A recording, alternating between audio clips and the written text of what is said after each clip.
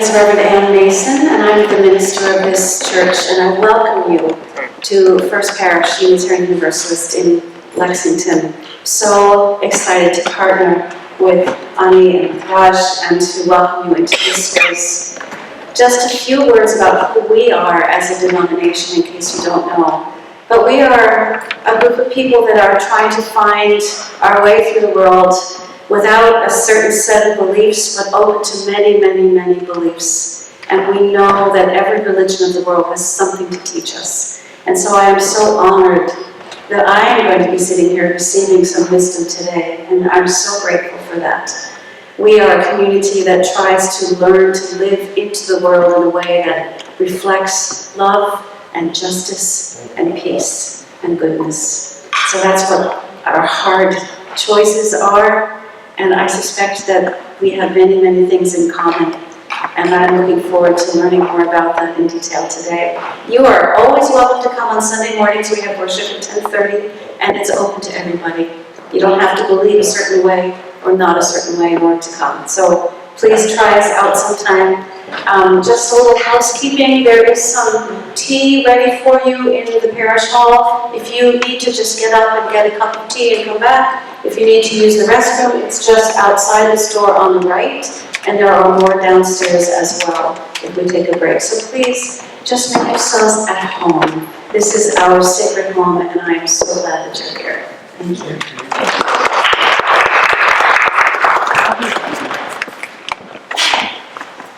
So hello, welcome. My name is Singhal, and I'm the co-chair of the Indian Americans of Lexington Education Committee.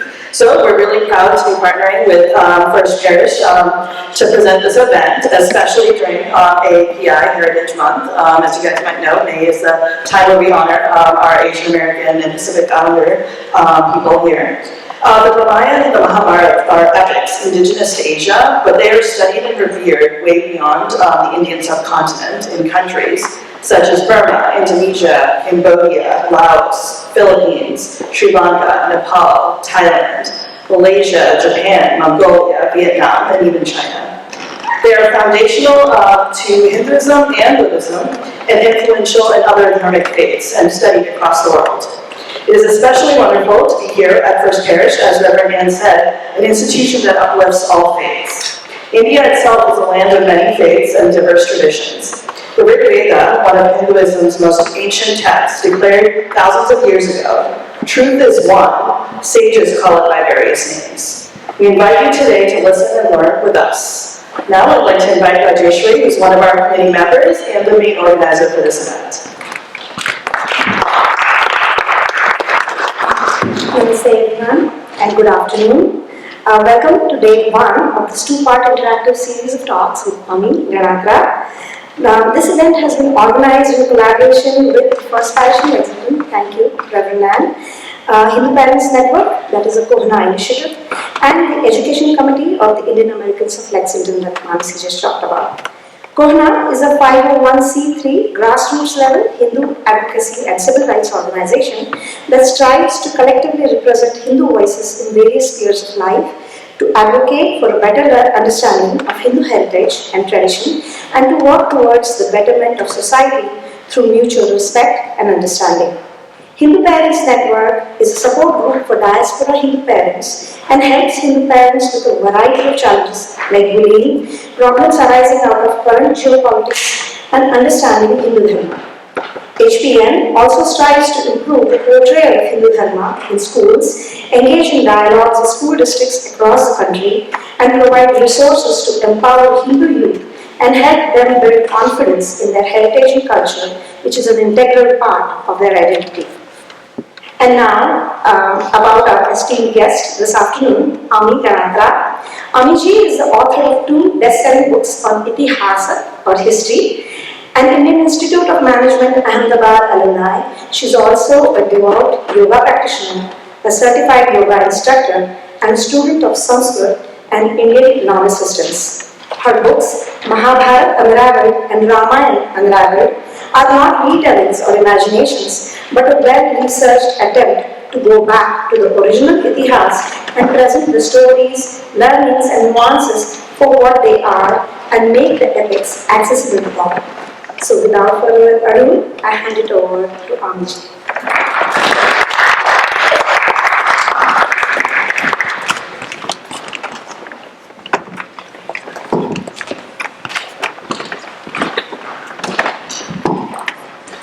Namaste, Jai Shri Krishna, Jai Shri Ram. Thank you everybody for having me here. And thank you, Reverend Mason. You said something very interesting. You said that ours is a denomination and we're open to learning from everybody. That reminded me of a saying, a sutta from Rigveda. It says, Anu Bhadra Kritvo Yantu Vishwataha, which basically means from this entire world, Vishwataha, from the entire world, let all the good thoughts come to me and enrich me. So that is one of the founding principles of what today we call the Hindu Dharma. Yeah. But before I get into the details, I have to sincerely thank Rajeshwari. I'm here only because of her. This was not a part of my scheduled talks. So she was like, maybe you're coming all the way to US. You have to come here. And I'm like, I'll surely come. You think you can organize something? And she's like, you don't worry. And single-handedly, she reached out to people, and today she just mentioned there are so many organizations which have come together. And as the saying goes, हम चले थे, what is that? कि हम अकेले ही चले थे और car वहाँ बनता गया. So that's what has happened today. And not one, we have two talks here. So thank you so much. The main talk that I usually talk about, because as Rajeshwari ji mentioned, I talk on Itihāsa, which is tomorrow, and that Itihāsa talk is mainly about debunking myths, a lot of narratives that have been built around what we consider Itihāsa, Mahabharata, Ramayana. That is my core topic of research, but that assumes a certain level of knowledge of Mahabharata, Ramayana already. Yeah. Today's talk is going to be, we take it one level below, or rather make it more basic, and just try and get an idea of what are the different types of scriptures in Hinduism. Yeah, in general, what are the key thoughts, and what is the difference between Dharma and religion. Yeah, we talk of Hinduism not as a religion, we talk of it as Dharma. So what is this difference? How is it that that Hinduism is perceived? The thing is, for a lot of us who are born in Hindu families, some of these things just come naturally. Yeah, but for most others, explaining it becomes difficult, and hence a term, we don't really have a term for dharma in any other language, and hence it becomes religion. Yeah, but before I come to that, what I would also like to do is start with a talk, but I know we all have different levels of our understanding, and I'm sure some of you actually might do better than me. So I will speak for maybe half an hour, and then we'll open it up for questions. All the Mahabharata, Ramayana related questions, keep it for tomorrow. Yeah, but anything else we will discuss today. So let me start with the scriptures per se. Yeah, and then we'll get into some of these definitions. Like most religions in the world, they all have some book to refer to, right? Like we have the Torah, we have the Bible, we have the Quran. We don't really have any one such book in Hinduism. Yeah, we have a range of books, and we all know what those books are. What are the books, anybody? Bhagavad Gita. Actually, Bhagavad Gita is not even a book in itself. Bhagavad Gita is a part of Mahabharata. But Bhagavad Gita is very interesting because Bhagavad Gita is considered as an essence of the entire Sanatan philosophy. But which are the texts? So Bhagavad Gita now, yes, we think of philosophy as a darshan and as a standalone text, but it did not exist as that. Correct? Upanishads, Puran. Okay, so let me take you to the very basic again here. We have lots of texts, as you mentioned, Veda. So Upanishads are actually a part of Vedas. Yeah. So Veda, then we have Puranas, we have Itihāsa, we have Dharma Shastra, we have Vedanga, we have Darshan. These are the main ones that we talk of when we talk of the scriptures of Hinduism. Okay, now these are quite some, and usme bhi it is not as if there is only one. We have so many Puranas. We have so many Upanishads also within the Vedas. Yeah, there are 4 Vedas. Now we have the 4 Vedas, but initially they were considered only 3. Yeah. So, anyways, so let's start with a broad classification. There are 2 broad streams. Okay, one is called the Shruti. The other is called the Smriti. All these texts fit into these 2 categories. Shruti. What does Shruti mean? Hearing. Hearing. Yeah. Shruti is a Sanskrit word which means heard. That which is heard. Okay. These are shrotra, ears. Yeah. So something that is heard. And Smriti is something which is being told to us from the memory. Vedas come under Shruti. Okay. And Vedas are what we call the oldest texts ever of any civilization. Okay. All of this was oral tradition to begin with. And we also call Vedas Apaurushaya. Apaurushaya means that which was not composed by any one man or by men in general. Yeah. Apaurushaya. Now it is called not composed by any person, and it is called Shruti. But it is not as if it was just thrown out there. There was somebody who was saying it. It has lots of verses which are called richas, okay, shlokas and stuff like that. So they have come from some rishi. There are various rishis who have contributed to the different Vedas. Now rishis are who we call sages. Yeah, sages. Actually, the better word for rishis from a Vedic perspective is seers. Okay, seers. S-E-E-R-S. Seers are the one who have seen. Okay, or who have heard. Heard Shruti. Heard what or seen what? Knowledge that was actually already available. It came to them in their state of meditation. You know. So what Shruti says that all this ultimate knowledge of truth is out there. Nobody can create it. It exists. We can only realize it. It is very different from the thought today. We have everything as a patent. Right? If I come up with something, I'm like, oh, this is my IP. They are saying there cannot be IP on knowledge because it is there. You can only gain it or see it or hear it. How? When you reach that level of meditation. Because the knowledge is out there. So the knowledge is for everybody. That is why we keep saying Lokaha Samastha Sukhino Astu. Let everybody gain from it. Let everybody seek welfare from that knowledge available. Nobody can own the knowledge. Nobody can say my right is on that knowledge. No. You were just a medium through which the knowledge came to us. Okay? So rishis, we are told, are seers. Are the ones who are the drashta. They are not composers or writers. They are drashta of the material that is written in the Vedas. Okay. Now this Vedas is also very interesting. There are 2 broad parts to Vedas. Okay. One is what we call the Karma Kanda. And the other is what we call the Jnana Kanda.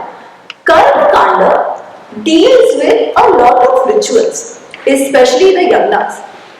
We have yagnas, everybody knows the fire rituals. Yeah. At one point in time, that was the basic practice that the civilization used to follow. The concept of the yagna is actually this, that you offer something to the gods. And because you offer, they accept the offering and they give you back. Okay, now give you back in what way? So all the gods that we see in the Vedas are actually different from the gods whom we actually worship today in form. They are all Prakriti ke devatas. Okay, we have Indra, we have Varun, we have Surya. Yeah, so all the verses are actually written to them. To Surya, to Rudra, to Indra, to Varun. Yeah, all these regulate some part of the Prakriti. So, in the yajna, we make offerings to these devatas, and the devatas in turn take care of us. It is an interdependent relationship that the yajnas actually create. Yeah? In a way, it is a sense of gratitude to the Prakriti around us, because we cannot exist without the Prakriti. Right? Our sustenance depends on the Prakriti. So that is how it began. That was the Karma Kanda. The second part is what is called the Jnana Kanda. Jnana is knowledge, wisdom. Yeah. Our rishis also realized, we talk about the Maslow's hierarchy now. That actually already comes. You need physical benefit, material convenience to survive. Yeah. We cannot live without food, we cannot live without clothes, we cannot live without shelter. So all the material needs are important and must be fulfilled. And the yajnas actually are all about gaining those material needs. Yeah? It's very interesting. In lots of yajnas and lots of prayers that we say, Ajkal there is a thought that, oh, you cannot ask for anything physical or money or wealth. We consider, oh, wealth is bad. No. That was never the case. If you have done the Rudra Chamakam, the Rudra Namakam, yeah, Shri Rudra, the chanting of the Shri Rudra, there are about 350 things that the chanter actually asks for in the Shri Rudra. He says, give me this, give me a good house, give me lots of cows, give me lots of goats, give me huge lands, give me good fertile land on which there is lots of dhanadhanya that grows. Yeah? Give me good health, give me buddhi, everything. There is nothing that they have not asked for. So today, if somebody needs to build on it, we can also say, give me a computer, give me a job, give me an IT, whatever. Everything you can name off is included in that list of Shri Rudra. Yeah. So it was understood that you need to fulfill your physical needs just to survive, and not just to survive, also to thrive. Right? Only when the material needs are fulfilled do you think beyond of what we call spirituality or adhyatma. Okay? Adhyatma, adhi-atma. So once your physical needs are fulfilled, then the questions, what we now call the existential questions, start. Who am I? Am I this body? Or am I something more than that? What is the purpose of my arrival on planet Earth? Yeah? How did the creation begin? All these questions come to us. But these questions come to us only when the pet is full. Okay, in Gujarati we say, bhukya pet bhajan na thai. We can't do bhajan without eating. Right? So the first step is fulfilling the material needs. After that is done, we now think about the next level. The same Maslow's hierarchy. Right? We have to fulfill our emotional needs, our spiritual needs, our mental needs and our emotional needs. That's when the inquiry began into who am I? Is it just the body? If it is just the body, then what is how am I working? Right? All the questions you keep asking, neti. There are different ways in which different rishis asked different questions about self, about surrounding, about the interaction between self and the surrounding, Atma, Paramatma, all of that. Lots of questions. And all these discourses actually happened in the Gurukulas. Okay? Gurukulas are what we see as schools. They were schools at that time where students would live with the rishis or with the Guru. Okay? So first they would they would learn all the rituals and everything. And after a certain age, they would start asking these questions and dig deeper into it and develop different philosophies and all of that. That is the part of Upanishad. Okay? There is, again, within that there is Aranya Kanda, all of that, but broadly it comes under the Jnana Kanda section itself. Yeah? Upanishad, basically it means sitting close to the Guru and gaining knowledge. That is what Upanishads deal with. Yeah? knowledge which you gain sitting very close to your guru. Because some of these questions and the answers are very, very abstract. Okay, we can go in any direction without understanding its vyavharik, its practical applications. We can go in any direction. And there is a very nice story that I have heard about this. So there was a student in the Gurukul, and the teacher was telling him that you are not just this body, you are the consciousness, you are the Atma, yeah? And because you are the Atma is same in everything that you, not just humans, but even in the elephant, in the dogs, in the stone, everywhere, even though the physical part is different, the Atma is the same. So they were talking about this Adhyatmic level. So the student is like, yes, I understand. Everything is the same, the Atma and everything is similar. So then once he was walking down the road, and one Mahout, who's the one who takes care of elephants, he comes running. Yeah, he comes running and he's telling everybody, run, the elephant has gone mad. Run, the elephant has gone mad. And this boy who's just learned that the soul is, the Atma is the same in everybody, he's like, Arey, why should I be afraid? The elephant has the same Atma as mine, only physically is different. It is all the same. Why are people running away, right? And he keeps walking nicely and everybody else is running. The elephant came and pushed him aside and he was hurt, and the elephant kept running. He was hurt, he had fractures, his hands and legs were all broken, and he was then taken to his hut or whatever, ashram, to be taken care of. And when the Guruji came, this boy was very angry. He's like, but you told me that there is the same Atma in everybody, right? You told me not to be afraid, you have the same Atma in everybody, but still the elephant did this to me. If our Atma was the same, he shouldn't be doing that. The Guruji told him, Arey, you saw the Atma in the elephant. You didn't see the Atma in the man who was taking care of the elephant who was coming to warn you. Right? He's like, Atma was in everybody. You did not see the Atma in the man who came to actually save you. You didn't see that, right? So sometimes these questions of Adhyatma can be very, very abstract. And it may not even be for everybody to understand. Not everybody has those questions.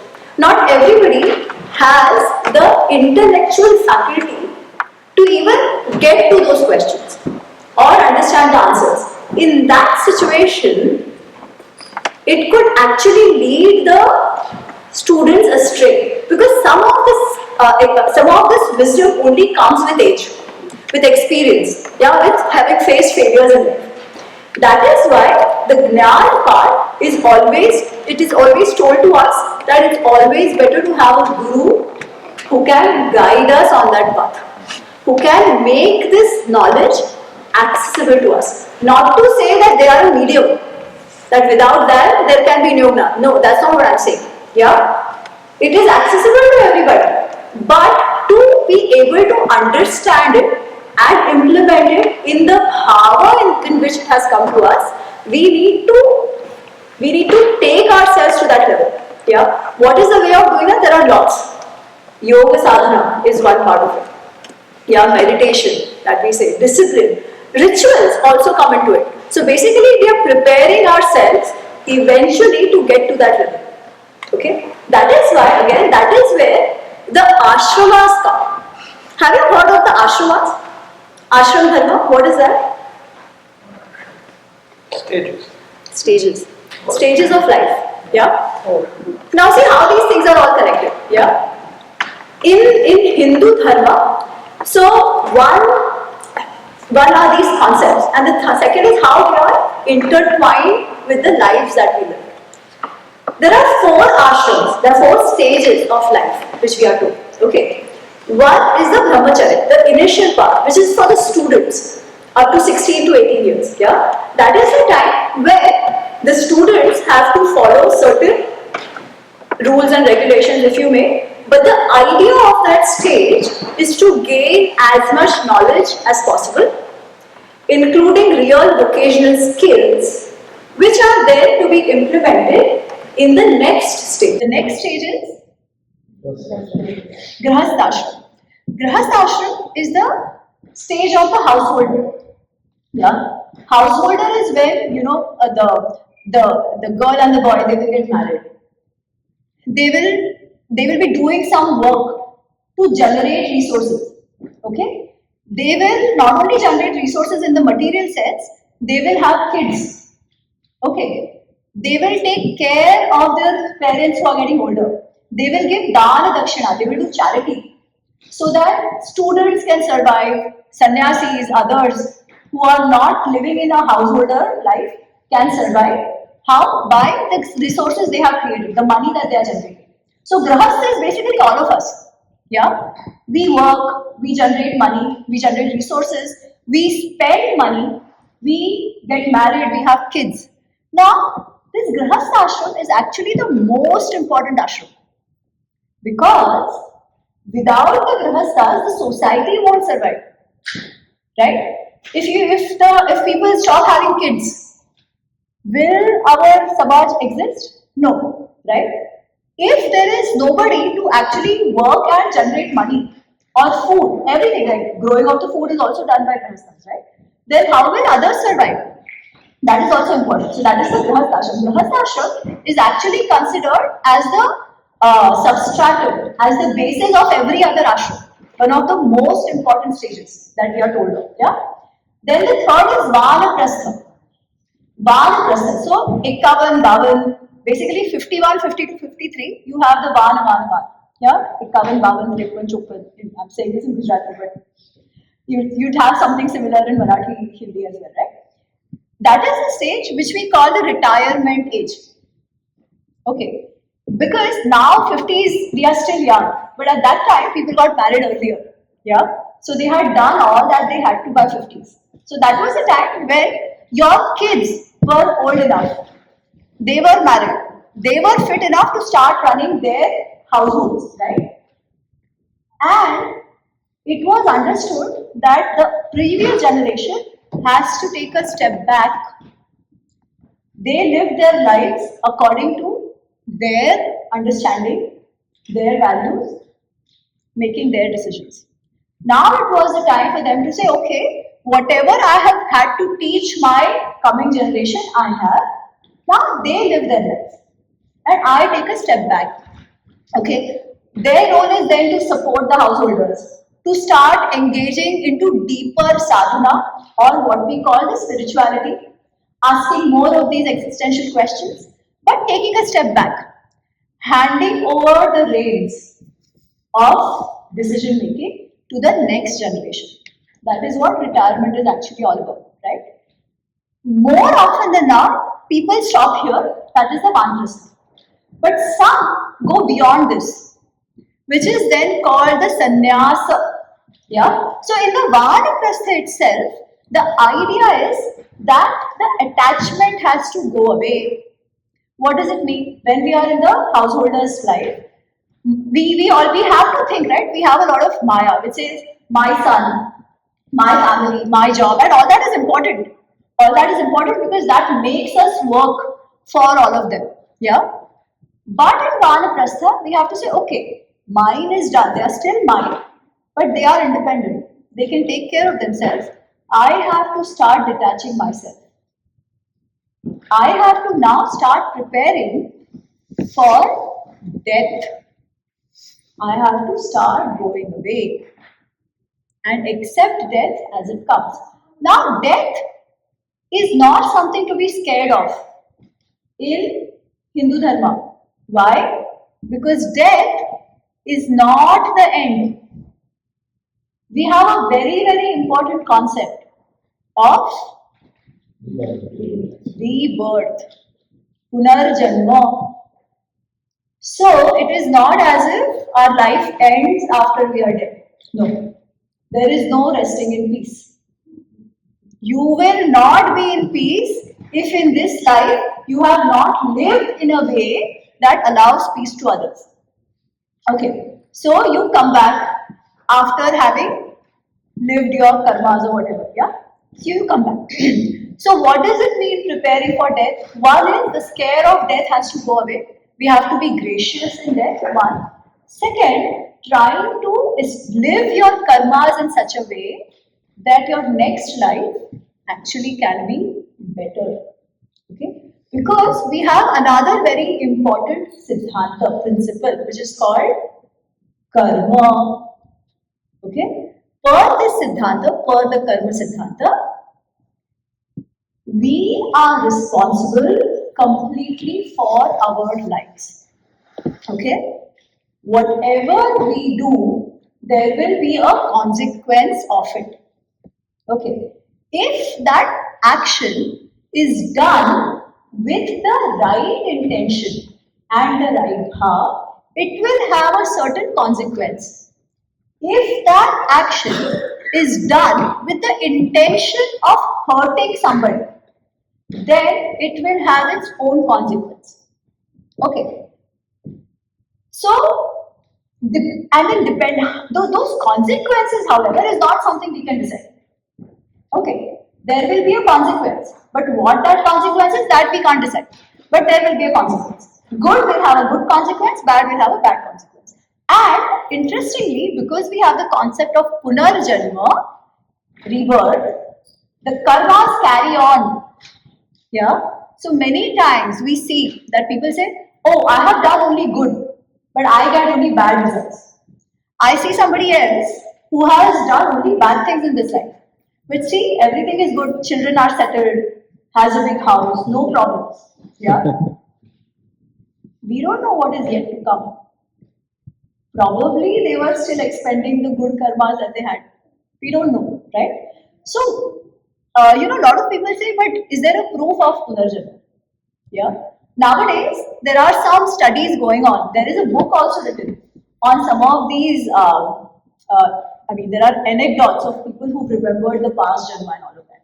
Do I have a proof of punarjanma? I don't. But I know one thing. There is no better explanation of life. Yeah, there is no better explanation of why things happen to us in a certain way. And second, also a siddhanta which actually makes us live a good life. So it works both ways. So if I believe it, in a way it's good. It allows me to live a good life. Yeah, or rather a life which is at least worthwhile, a life which I won't be guilty of. Because all said and done, we all know what our intention is while doing something. We can rationalize it to whatever we want, but we know. Okay, so I don't even know whether there is Swarga or Narka, I don't know. But the Swarga or Narka happens in this life only. Others might think, "Arey, look at the family, such a big house, settled kids, all of that." But still, they don't know what internally I'm going through. Right? I have everything and still I have pain, which people have not seen. Where does this come from? This comes from our karma only. Because we can make fool of everybody. We can deceive everybody, not ourselves. Not that Atma, the Sakshi that's sitting within us. So what is the Sakshi? The Sakshi is the Atma. Right? So that is the concept of Atma that is there explained in the Upanishads. So this is all linked. Yeah? Atma, Karma, Punarjanma. These are all very, very fundamental concepts of Hindu Dharma. Till now, I have not really spoken of Bhagwan except for the gods in the beginning. Right? Till now, I haven't. Now, where does that concept come in? What is Atma? Okay, what is Atma? If we were only the Sharir, then even when somebody dies, there is Sharir, no? What has changed? What has changed?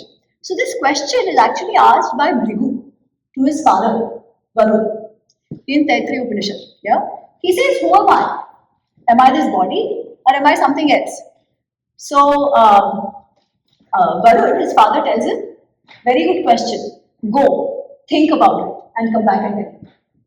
So Bhrigu goes, meditates, thinks. He comes back and he says, "I know, I am not the Sharir, but I am the breath. Because if the breath goes away, then I am dead, right? Like if I am dead, then there is no breathing." He says, very good. Go back and think about it again." So again, after some days, Bhrigu comes back. He says, "Oh, now I know, I am not only the breath, I am actually the mind that controls everything else." He says, good, go back again. Yeah? He goes back again, comes back. He says, "No, actually I am the buddhi. I'm that intelligence which makes everything happen, which I can't see, but it is there in me. He says, good, good, very good. Go back and come back again. Think about it. And eventually, we are told that Bhrigu doesn't come back because he has no more answers. Yeah.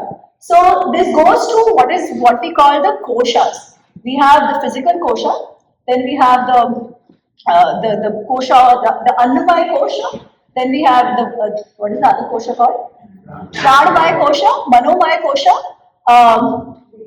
Vijnanamaya kosha, and the last is Anandamaya kosha. Yeah. So even in the Anandamaya kosha, the questions are still there.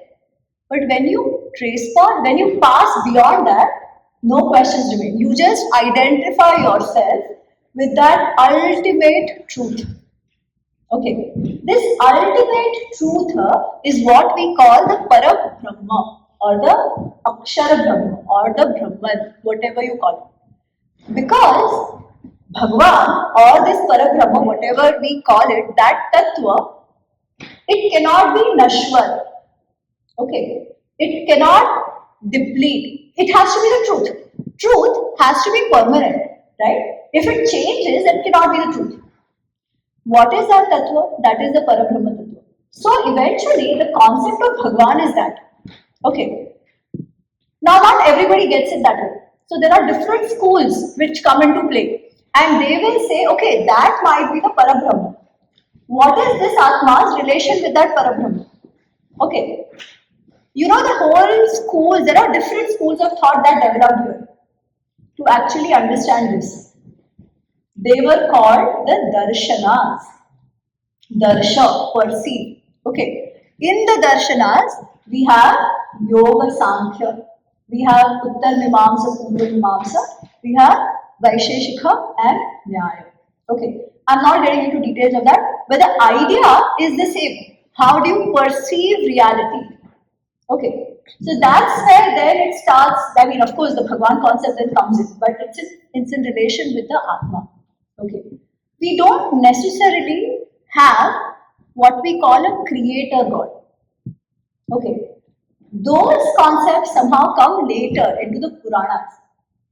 Okay, because eventually everything is the Parabrahma, that ultimate reality which is without form, which is without shape, which is without color, which is also actually very inactive. And there is a very beautiful sutta in Rigveda, Na Asidaya Sutta. Anybody knows about that? Nasidaya Sutta. Nasidaya, yeah. Haji. You want to add something on that? Okay, yeah. In that, the sutta talks about how would have this creation happened. Okay. So it is a long sutta which says, once upon a time, there was no truth and there was no untruth. Okay, na sat asi, na asat asi. There is no sat, there is no asat. Yeah?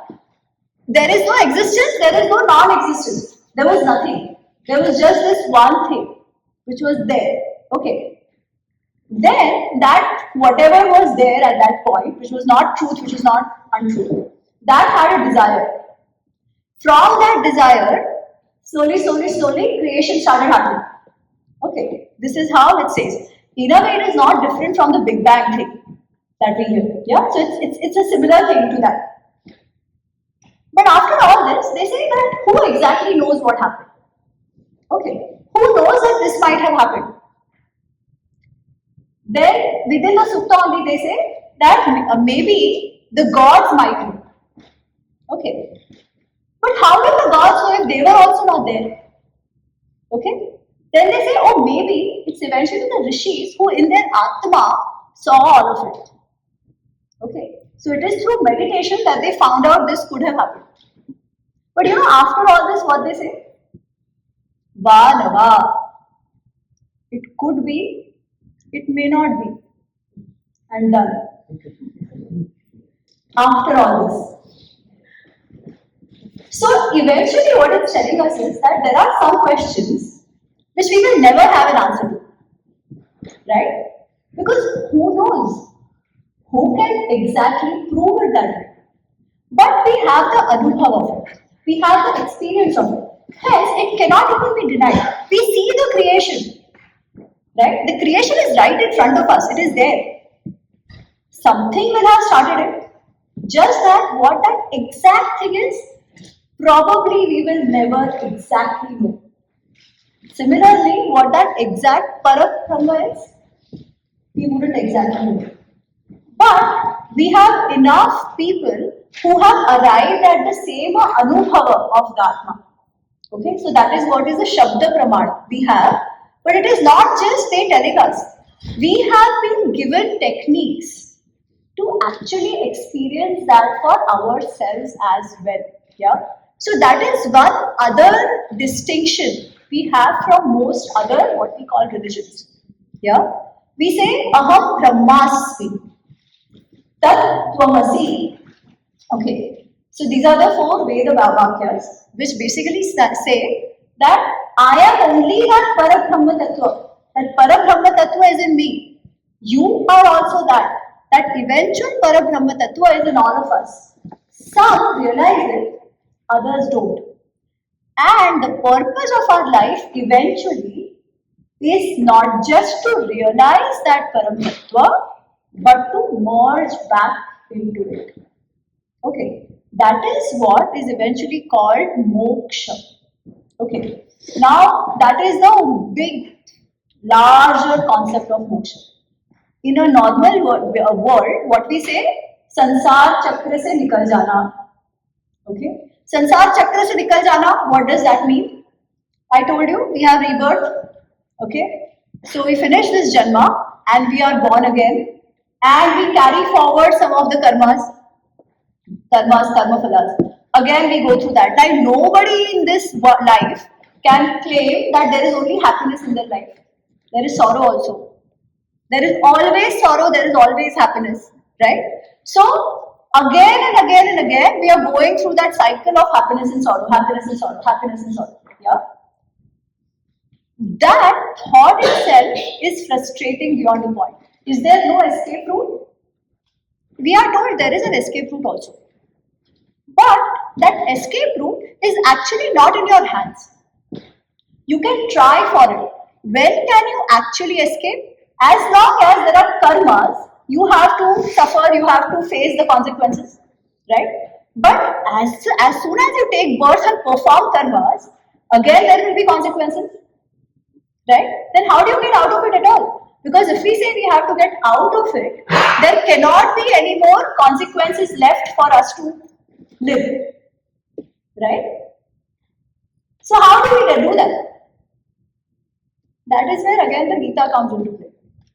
He talks about actions to be done with vairagya. That is another very, very important concept. What is vairagya? Anyone? Detachment. A sense of detachment. Not indifference. Okay, something is happening, I don't care. No. Detachment is that state of mind when we do something because it must be done, not for any personal gain, but it must be done. It may be recognized, it may not be recognized. It may have personal benefit, it may not have personal benefit. But we must still do it because that is an action expected of us. If an action is performed in such a way, then eventually that action will not have a consequence that is binding on us. Every other consequence is binding on us, whose consequence we'll have to suffer, we'll have to face. Let me not call it suffering. Okay. If we reach to that level of detachment where we don't even have the desire of moksha, because moksha is also desire, I'm getting attached to that idea of becoming free. Only then moksha will come. But we don't know whether that moksha, vanava, we don't know whether even that is there. We are told it is there. If it happens, fine. But can we develop that sense of doing something because it must be done in this janma? That is what Bhagavad Gita talks about eventually. This is what all Upanishads talk about eventually. That actually is the goal of Adhyatma. Why does Adhyatma matter? All that. To start making us feel that this whole attachment, my body, my house, my pharana, my dhikana, it's of no use eventually. Eventually, you are very separate from that. What you are is that Atma, which is actually that Tattva. Work towards it. And when that is that important goal, everything else becomes very trivial. Right? And the sense of detachment comes on its own. When the sense of detachment comes, the karma fal, whatever it is, it becomes actually very easy to live with that, even if it is not what we want. Right? So maybe it is in this janma only we are facing the karma fal. But we are doing it with a sense of equanimity. That is what Yogastha Buddhi eventually is all about. Okay. Anyways, so I was talking about Ved Upanishads. I was talking about Ved Upanishads and then I went into all of this, right? Okay. Let's come back to the scriptures. So I spoke about some of the most defining characteristics or terms that make Hindu Dharma for what it is. Yeah. Now I want to get into the term Dharma itself, but before that, let me go into the other scriptures. Okay. All this was great. All this jnana, yagna, all this was great. But to live in a society, we need to live with people, right? Everybody is different. How do we deal with different people in our society? People have different value systems. There are some who are good, there are some who are bad. People have different resources. People have different, what we call svabhava, natures. People have different vrittis of what they can do well or not do well, right? How do all these people live together? There has to be a certain code of conduct, right? Adhyatma is well and good, but how do we survive practically in a samaj, in a society? For that, then, we have what is called the Dharma Shastras. The ashramas fall into that, like different stages of life. What should you do? And how should you behave in those different stages? And essentially, as a grihastha, how should you live with everybody else around? That is sort of codified in the Dharma Shastras. Like the do's and don'ts. Not exactly, but largely. Yeah? But the Dharma Shastras are also only guiding principles. They are not written in stone, but they are guiding principles. Which are there is one very famous Dharma Shastra. Anybody can name it? Huh? Grihastha is an ashram, a Dharma Shastra. Somebody said something. Manusmriti. Manusmriti is one of the Dharma Shastras. Now, I said Shruti, may we have Veda. Ved ke andar we have Upanishad. Okay. Now we are moving to what is called Smriti. Okay. Smritis are more for the Vyavaharik word. Also, they have base in the Vedas, but now they are actually made more Vyavaharik and they are composed on the Vedas, but not exactly. Yeah. So they deal with more Vyavaharik, practical living. And because they are remembered and told, they are called Smritis. Okay. So Shruti is one because nobody can claim IP over it. But in Smritis now, you will start seeing a person who actually has either compiled it or composed it. Like we have Manusmriti by Rishi Manu. Similarly, we have Yagyavalkya Smriti, which is by Rishi Yagyavalkya. Yeah? There is Parashar Smriti. So there are lots of these Smritis. In fact, one of the other texts which sort of falls in this category is, you know what? Arthashastra. So it is not exactly counted in the Smritis, but it sort of falls into it. Because a lot of material in the Arthashastra is taken from the Smritis. So in the beginning itself of Arthashastra, Chanakya says that whatever I am saying is not all mine. My work is based on the rishis who have come before me. And as and when he's saying that how to establish a certain policy, yeah, he'll say, oh, the school of Manu says XYZ. The school of Parashar says ABC. Chanakya says something else. Either he will accept what has come before him, or he'll say, no, I don't agree with all this. I am proposing something else. Yeah, this is how Arthashastra is written. So in that sense, Arthashastra also comes into Dharma Shastra. Now, what is really a Dharma Shastra? it will say it is largely a book for the Raja. Okay, that Raja, how can they establish Dharma, law and order, justice in the society? Okay, in their societies. Why? For Dharma. Now, as I said, I'll come back to Dharma. So we'll park it here. Then something else we have, which are called Vedangas. Now, Vedangas sometimes fall in the Veda category also, but these are 6 which actually help to study the Vedas. Okay, so in that we have Shiksha. Shiksha is about pronunciation. Because Vedas are chanted, they are not, one has to chant the Vedas for rituals, all the shlokas and all that. Right? So your pronunciation has to be perfect. How should that pronunciation happen? There is a whole science on it, which we learn from Shiksha. Okay. Then there is Vyakarana, which is grammar. We all know the use of grammar. There is Kalpa, which helps with the rituals, how to make the Vedis for Yagna, all of that. Then what are the other rituals to be followed, stuff like that. There is Jyotish. Jyotish is of astronomy. It is not only astrology, it is astronomy, and it helps with timekeeping. Okay, that when should a certain ritual happen? How should you observe the sky? What do different nakshatras mean? All of that. That falls into Jyotish. Then there is Chanda. Chanda is about, so when you chant the shlokas in the Vedas, they have to be chanted in a certain meter. Okay, there are different meters to chant different shlokas. Let me take an example of what is called the Anushtup Chanda. Chanda is a meter. So the entire Bhagavad Gita, Ramayana, Mahabharata, they are all written in what is called Anushtup Chanda.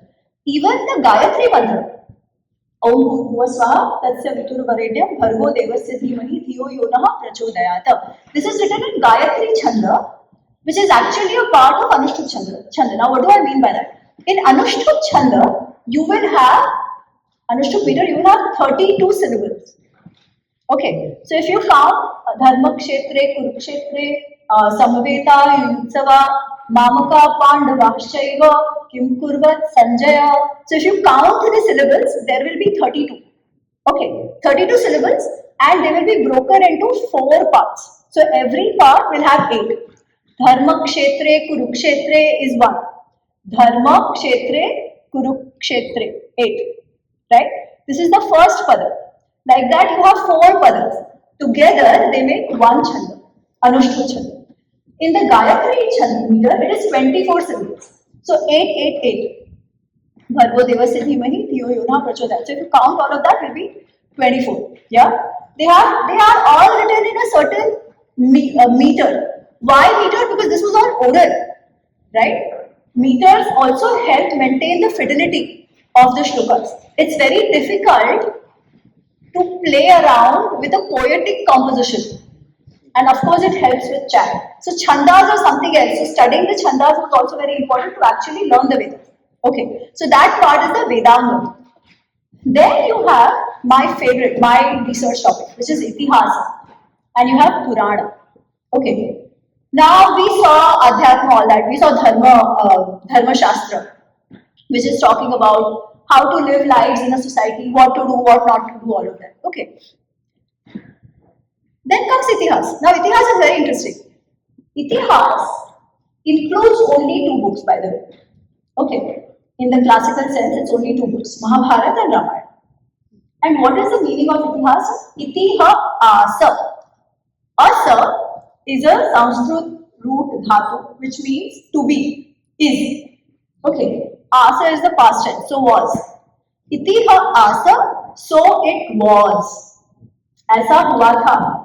Thus it happened. Okay. So, in terms of definition, we are being told that these 2 books are about stories which have happened in the past. Okay. Now remember, till now you have seen that our Rishis are very clear about what they are calling what, right? Veda Upanishad, they've called something that falls under Shruti. Then you have Vedanga, which are helping us, Veda Anga, helping us understand the Vedas. Then you have the Dharma Shastras, which are about code of conduct, law, You have Darshanas, as I already told you, which is about perceiving the reality, right? Then we have Itihāsa. They are not confusing one versus other. They know what they are talking about, right? So if they are calling something Itihāsa, there is a reason for us to at least accept it that way, na? That this must be Itihāsa. बाकी proof तो अपनी जगह है, ठीक है? They are very clear that only these two are Itihāsa. They say that these two are histories, and this history comes to us with a purpose. What is that purpose? Again, we are talking about the scriptural texts till now. Yeah, that purpose, the definition of Itihāsa is, some of you might already know this by heart now. Anybody wants to take a shot? Dharma artha kama mokshanam upadesham samarita purvavrittam kathayuktam itihāsam prachakshate. Purvavrittam, something that has happened in the past. Purvavrittam. Kathayuktam, narrated to us in a metaphor, in a katha format. Which means there might be some metaphors also, but it is narrated to us in a katha format. And why is it narrated? To teach us about the Chaturvidha Purushartha. Again, very, very important term for Sanatana Dharma. Chaturvidha Purushartha, Dharma Artha Kama Moksha. It gives us Upadesh of Dharma Artha Kama Moksha. What do these terms mean? Let me start with Artha. I was telling you about Sri Rudram. Okay. Sri Rudram, I said that the one who's chanting is asking for some 347, 350 items, material items. Okay. Why? Because to live a life, you need physical resources, right? Those material needs need to be fulfilled. That is Artha. Not just your own, but when you earn enough, you will be able to also give to the society. So we are told that you should earn with 100 hands. And you should donate with 1,000 hands. So earning by itself is not bad. We worship Lakshmi, right? Lakshmi is Artha, Lakshmi is wealth, Lakshmi is prosperity. So one of the key goals, one of the Purushartha, can be a goal, can be a pursuit, can be something that we should work towards is Artha. Okay? This is especially true for Grahastha Ashram. Going back to the ashrams that we spoke about. What is the role of Grahastha Ashram? To work towards Artha, because Artha is key to life, to Samaj. Okay. Again, Chanakya, he has a very interesting sukta. Anybody knows? Sukhasya moolam dharma, dharmasya moolam artha. He says, for being happy, you need a dharmic society. Okay. You need a society which lives in accordance with the principles of dharma, which means it's an ethical society. Everybody is taking care of each other. Everybody is living within their boundaries. Nobody is harming each other. All of that, right? Those are values of dharma. Everybody is being generous enough. They are offering to the devatas, the society. There is gratitude towards what is coming to us. They are sharing all of that. That's a dharmic society. But such a society can be established only if there is artha. Dharmasya moolam artha. If there are too many haves and have-nots, will there be happiness in the society? No, because the have-nots will want to take it from the haves, right? If there is too much difference and somebody is making lakhs and millions of money, the others don't even have anything to eat. Obviously, there will be a tendency to, harm those who have. And those who have are actually exploiting the others, probably, right? That is why they have so much wealth. Such a society is not going to work. You need resources for everybody, right? If there are enough resources that people can actually live, survive, thrive in a way that they can and should and want to, will there be the tendency to share, not take away from anybody else, all of that, right? So artha is important, wealth is important, artha is very, very important. That is one purushartha. Second is what we call kama. Again, what is kama? Desire, lust as well. Yeah. Kama, one is the desire itself, desire to do something. Okay. Unless and until there is desire to act, nothing will happen. But a major aspect of kama is also the attraction that we have for opposite sex. Yeah. Why is that important? Procreation, exactly. Without procreation, the Samaj will not survive. Hence, they say that for a Grahasthashram, having children is very, very important. That is one of the duties that is given to Grahasthas. Okay, per the Shastras, that you should have children. You have as many children so that the lineage propagates. Okay, that is the idea of Kama. Dharma, as I already said, it's about living a virtuous life. And end goal is going beyond all that for moksha. Basically, ये सब तो है, but don't get so attached. Start moving out and desire for something that is beyond all of this. Okay. So the Itihāsa, we are told, gives us this lesson of Dharma, Artha, Kama, Moksha. How? Through the life of our ancestors. Now the question is, ये सब तो we learn in Adhyatma also. We learn in Upanishads also. We learn in Dharma Shastras also. Some bit of it, at least a perception, we learn in Darshanas also. Then why do we need Itihāsa separately? Why do we need Itihāsa separately? Huh? Absolutely. One is to know theory. The other is to say how do we actually live those concepts. Right? In MBA schools, we have case study method, where a theory is shown how it is applied through a actual example of something else, right? Of a business which might have worked in a certain way. There could be certain outcomes, there could be certain complications in actually making that theory work, right? So what do we gain out of it? What are the real life challenges that could be faced while living it? And what could be the outcomes if they are lived and not lived, right? That we learn from Itihāsa. Okay, and that is why Itihāsa is important, because Itihāsa is meant to teach us lessons for life. Now that's where my work actually comes in, and I'll speak more about it tomorrow. If we want to take the right lessons from Itihāsa, we will have to know Itihāsa for what it is, right? Today, what has become is that these Mahabharata, Ramayana have become like entertainment texts. Anybody has written anything and everything on it, which is fair. No, I have nothing against it, right? People have taken characters and they have weaved stories around it. वहाँ तक भी ठीक है. But then remember that when a work is a work of fiction, your inferences are not the actual inferences or takeaways, because the actual text had something else in mind when it was telling us the story of our ancestors. That is one. And second, today we are in the middle of a narrative warfare. I don't think people, I mean, even maybe in India, people don't know it as much as you do, right? You've seen what has happened in Seattle. You know what is happening in California. You know what is happening in the schools here. Where on one end, these stories are called mythologies. Now again, I always say this, mythology by itself is not a bad word. Okay, it just means belief system of a group of people. However, when used for Hindus in the Indic way, it becomes mithya. We are told this doesn't exist. This is not history.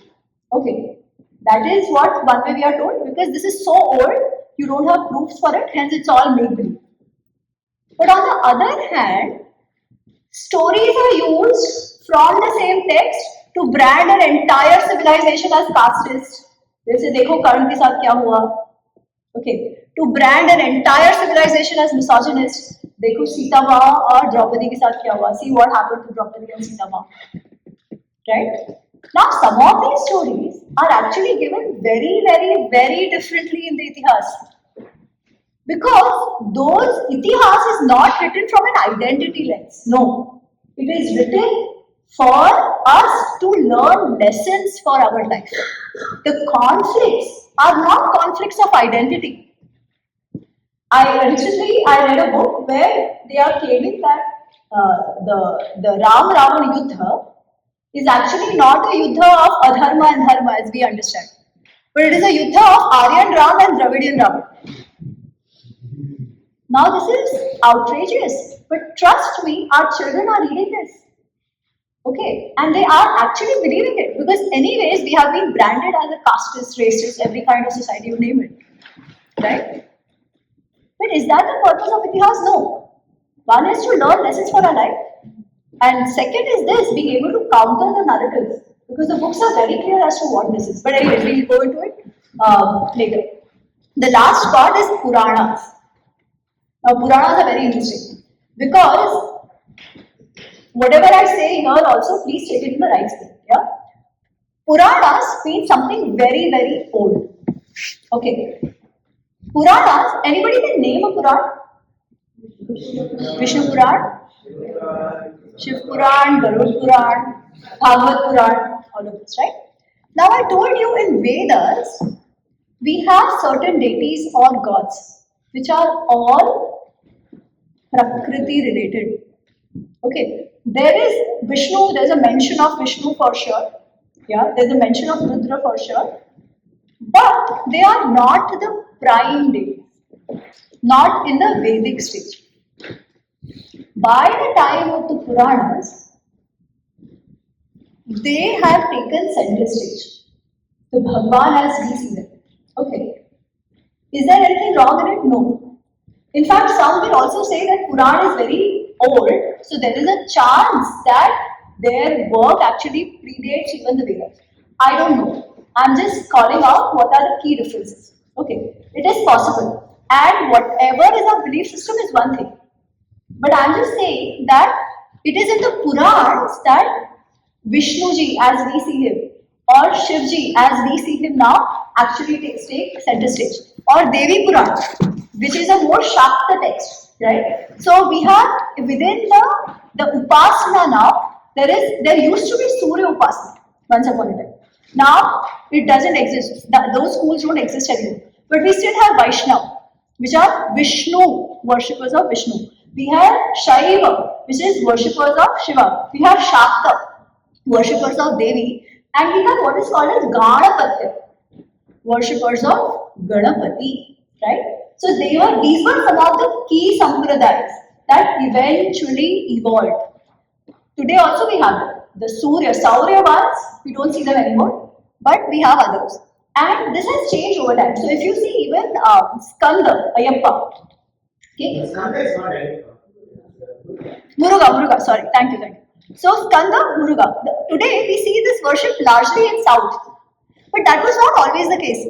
Skanda worship was very, very prominent all over India. Yeah, it was not just in the South.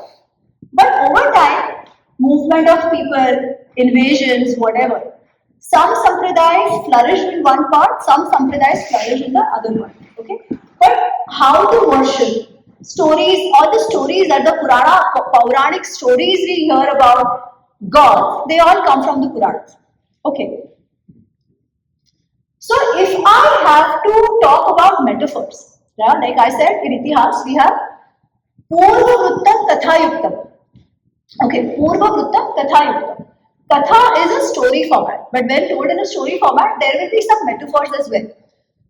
Puranas is where you find lot more metaphors, but it also has Itihāsa. So lots of lineages of kings you find in the Itihāsa. Vishnu Puran, you have long list of lineages of kings mentioned. You have, even going forward, you have lots of these connections going up to, I think, even Chandragupta area.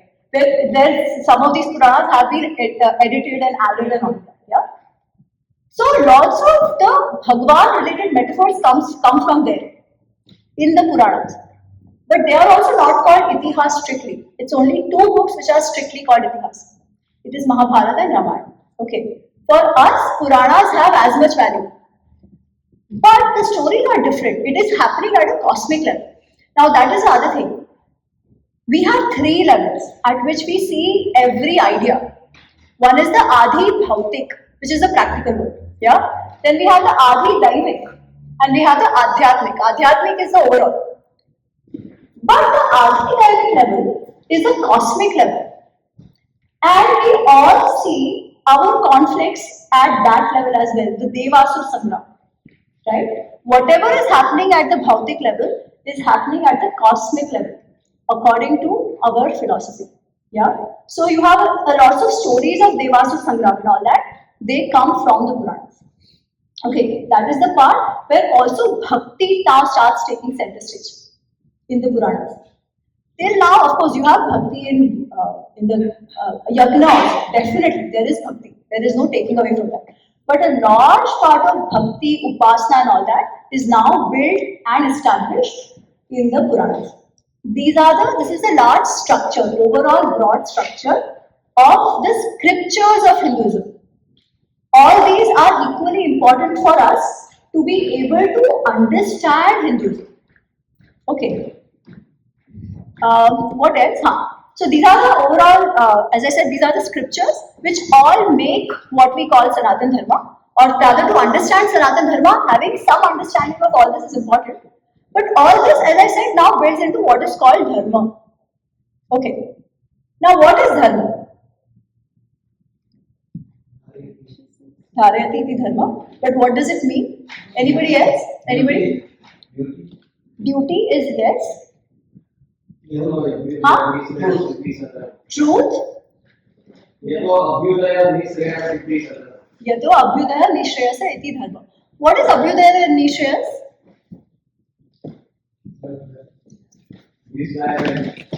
This life and that life, yes. So what of this life and that life?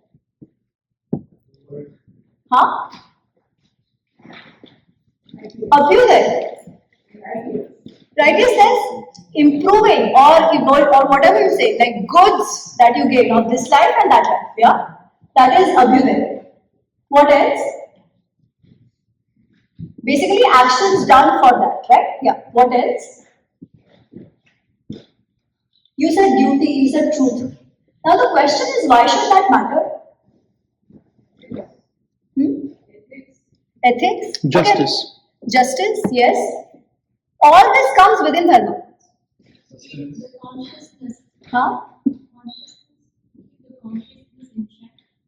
Consciousness in check, but you said something.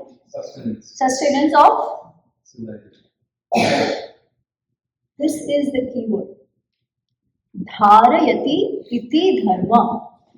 Dharanat dharmityahu dharmo dharayati praja yah syat dharan sanyuktam saha dharma iti nishchayah. Dharana. Dharan is to uphold and to sustain. Dharayati iti dharma basically means that which upholds and sustains, that is dharma. Now when we say ethics, so justice, truth, all this comes in ethics. We say dharmasya dasa lakshana.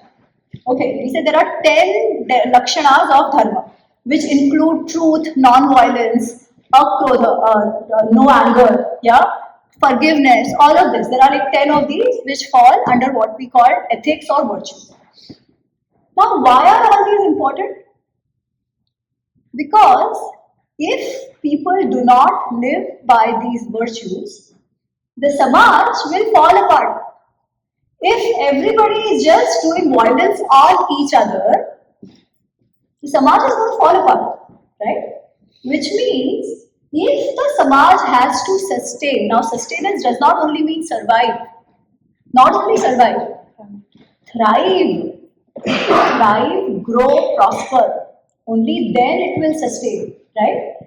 Abhyudaya, that leads to betterment of this life and next life, whatever. Basically, this life to karo, hai na? So, actions which allow the society to come together and sustain, they are called dharmic. Actions which lead to destruction are called adharmic. Okay. Now let's talk about the actual ethics that we talk about. Non-violence. Ahimsa paramo dharma. Yes, it is there. Ahimsa is the parama dharma. Because if everybody, as I said, starts doing hinsa on each other, society will not sustain. But आजकल क्या हो गया है? Even for terrorists and people who are going out killing everybody, we say human rights, and we are told, but you are a non-violent civilization.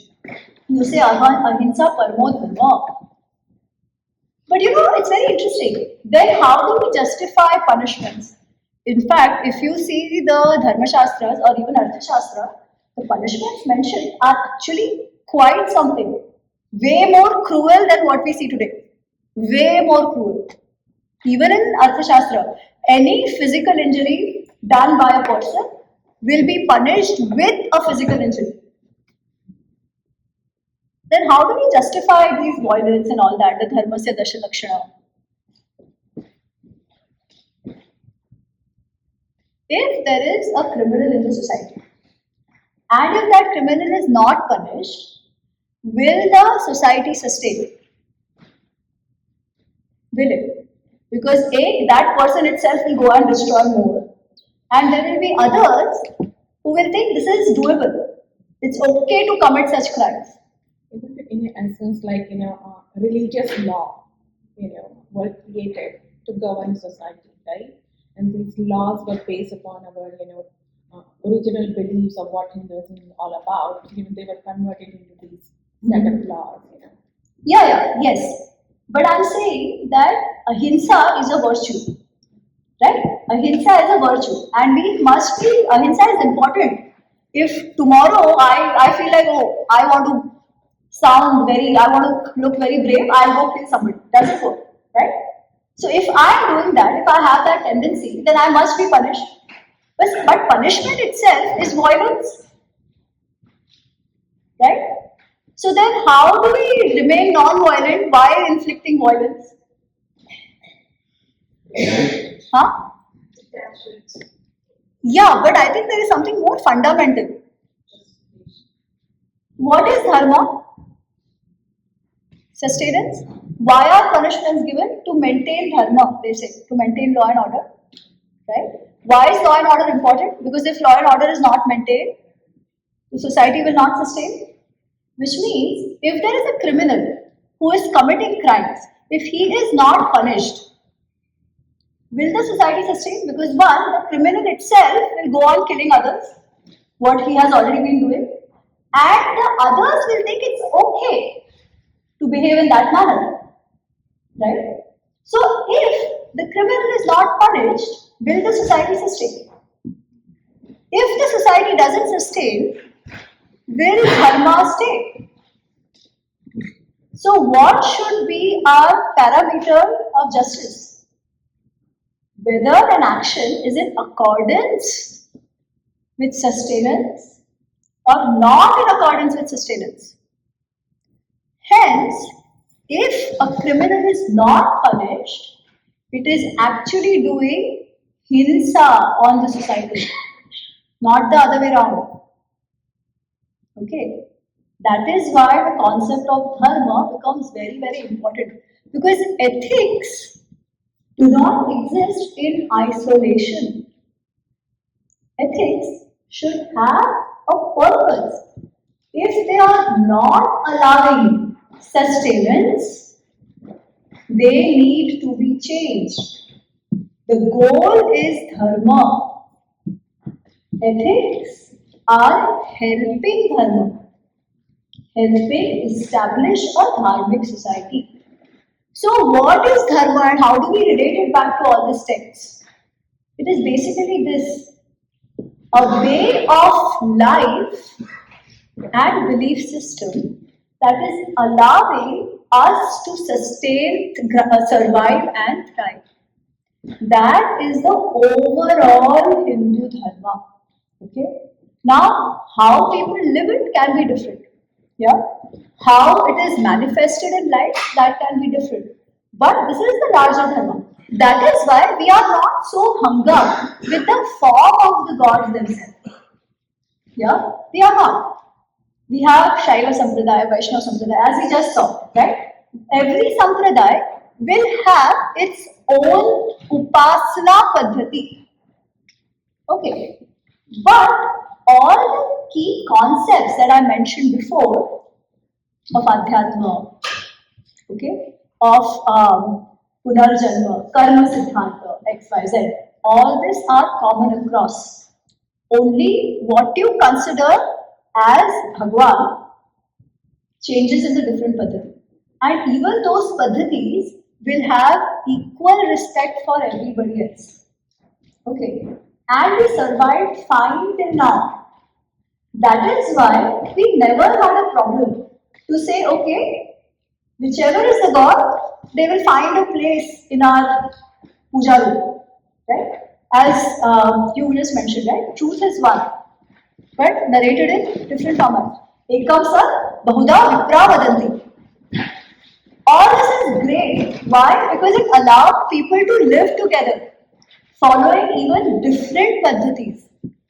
But now, the same thing is sometimes used against us. We've seen that before. I'm not going into the details of the politics around it, but it is happening, right? So while the respect should still stay, while the acceptance, we don't have to call anybody bad or good or anything, but we have to know the differences. That is very, very important. Yeah, we say aham brahmasmi tattvamasi. We say everybody has the right and responsibility for self-realization, of identifying self with the Parabrahma, self-realization, right?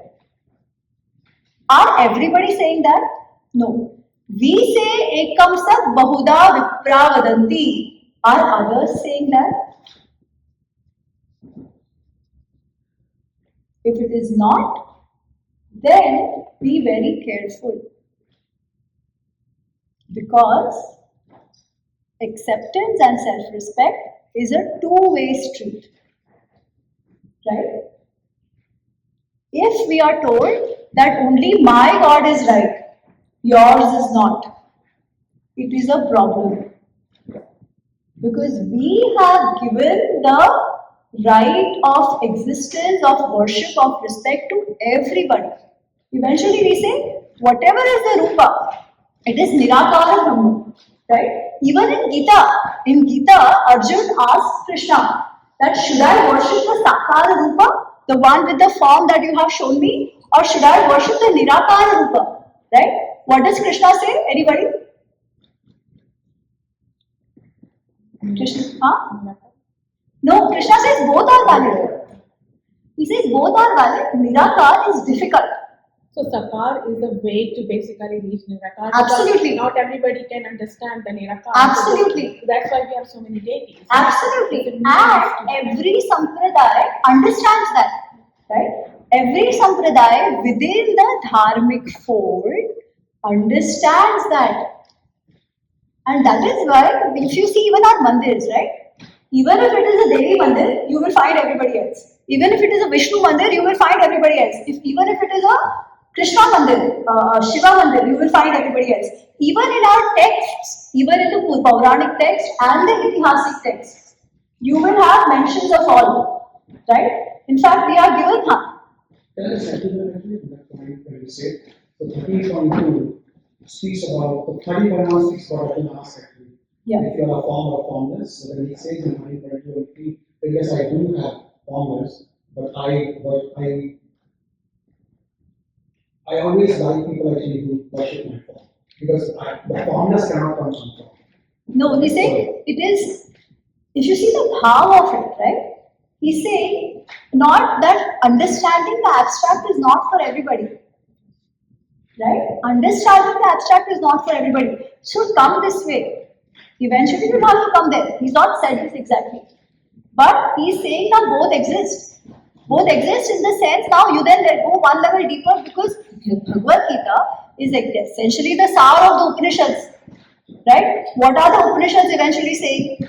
That it is all the Parabrahma. So you'll have to take it back to there. But he's saying that part is difficult. Take the Sakar. Both are valid. Right? But the other one is not for all. So take this and it's okay. Right? And this understanding is inherently there. In I would say Hindu households. And I'll tell you how some of this actually came to me. I lived in Hong Kong for 7-8 years. But when I moved to Hong Kong, it was very interesting. In my team, we had people from 15 different nationalities. Yeah. And you know why we always say we shouldn't have stereotypes? It was so interesting. Everybody actually behaved according to their stereotypes. Yeah? You could see a person working and say, Arey, he's a Japanese. Yeah? You knew what kind of problems or benefits you could have working with a Korean or a Japanese or an Indian. Yeah? You could trust an Indian to find a way out of any situation. Jugadu, yeah, everybody, yeah, and you could trust a German to follow the process to the T, perfection, right? But if there is a problem, they will get little hassle. In that situation, the Indian will thrive, right? Japanese, whatever they are told to do, no, you will not have to look at it again. But the moment something changes, get them to listen to you, khatam. Most difficult country to do any change management work. I was a consultant, yeah. So people actually behave according to the stereotypes, even though we keep saying no stereotype, right? So then at that time, I was also reading this book by Rajiv Malhotra. It's called Being Different. Yeah, where he actually says why Indians tend to believe. Now, they could be first generation Indian, second generation Indian, diaspora Indian, whoever. Yeah, there are certain things we behave in a very typical way, and that's the other thing which I observed because a lots of Koreans, like Koreans, so Japanese are typically Buddhist, Tao, all of that. Yeah, Koreans are very Christian. Lot of them are very Christian, and then we have all of us who are this way also, that way also. Spiritual but not religious, you name it, whatever, right? I saw one thing which was very different amongst Indians. And this is true, I'm sure, in all of your houses. In one family of any Hindu family, you will see that the father is a Shiva Bhakta. The mother will be like, no, only Devi. Yeah? You will have a son who will be like, I'm an atheist. And the daughter will be like, Krishna, Krishna, Krishna. Will you see this in any other family? Everybody has their own likings of Bhagwans. Right? That is why you will also see that we don't ever go out in any country that we are to say, no, I want only a Hindu law. Because we also cannot agree on what that law is. And which is okay. Right? We accept that acceptance, that open-mindedness to every path that takes you to God or bhakti is acceptable to us, right? And it is good, it should be that way. But the insistence should be on reciprocation. It cannot be tolerance. I hate that word. What do you mean tolerance? We don't tolerate each other, right? There has to be respect. If I am respecting, you better give me that respect back. Or don't expect it from me. Right? That is where the issue now is. But largely, it is our sanskaras that make us behave in a certain way. And this I said, and this for me, I had never thought of it that way. That every household will have like multiple, within the family having different likings and dislikings and sampradayas, everything within the same household. Right? And that basically also the reason why we don't freeze in every situation or in situations which are tough is because we are always okay with chaos. There is always scope for something else, right? That mentality comes from our upbringing, our sanskaras, which we are not even aware of. You don't have to be hardcore religious, ritualistic Hindu to actually behave in that way. Why? Because the inherent sanskaras are still the same. And actually that's where it was very much at Hong Kong that I was like, oh, I'm behaving in this way, then what does it even mean to be a Hindu? Right? I had no clue. All that I told you today about the key concepts, about the structure, the different scriptures, I had no clue. But that's where I was like, okay, if I am behaving in this way, I am representing the sanskaras of 10,000s of years. What is it? And thankfully, we today have all those things that we can still learn from. We have such a rich heritage that we can dive in, explore every possible philosophical concept you will find in there. Yeah. Unfortunately, we are not doing much into trying to preserve it and bring it up. Yeah, not just preserve it. It's not about preserving. I think a lot of questions, a lot of answers, but today we'll find it in the text. Not to say he answered the hour, but the concept which can be applied. Because as you see, right, I said dharma is sustenance. Sustainability, we think of it as a new age term.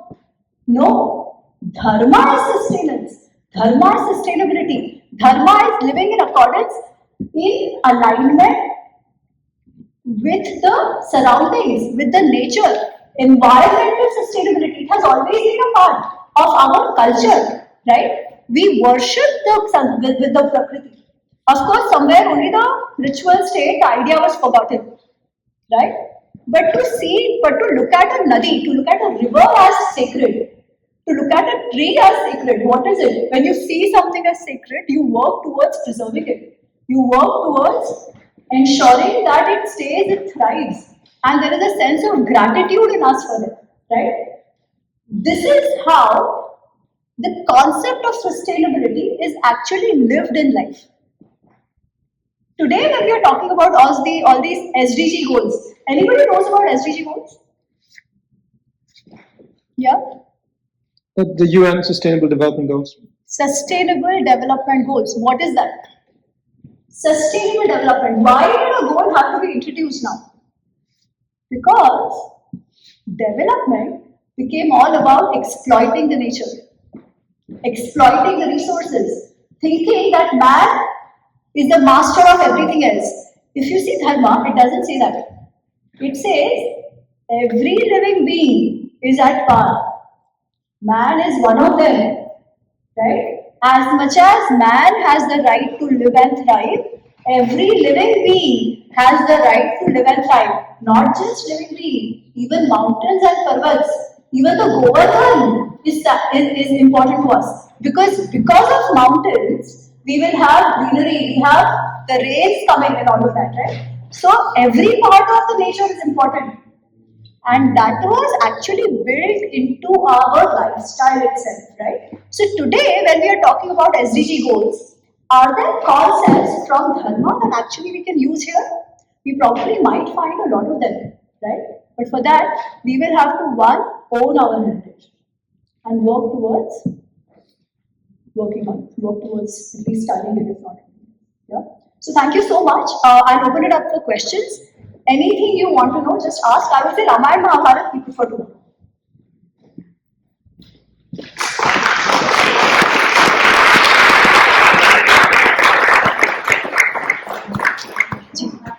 Do you think now that the social media and YouTube, a lot more people are talking about it?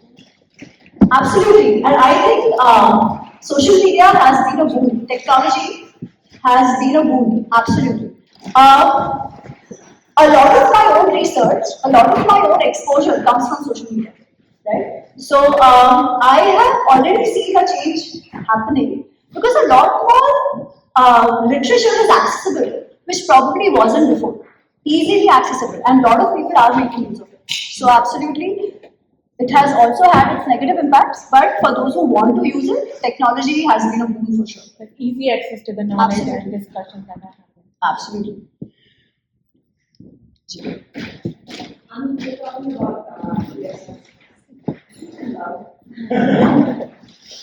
you were talking about the elements being, a prayer or connection, giving and receiving from the elements of nature. So can you talk more about what is the difference between a homa and a yajna, the way we do Ganapati homa, the way we do, Navagraha homa? I actually am not an expert on this. Yeah, there are lots of technical details here. So I'm not an expert on this. Again, every devata will have a certain type of homa, certain type of samagri also that you will put in this. The idea is eventually the same to, to propitiate, yeah, that's the word, to propitiate the devata. But the way it will be done, the frequency at which it will be done, all that will be different. And I'm now no expert on that. Thanks.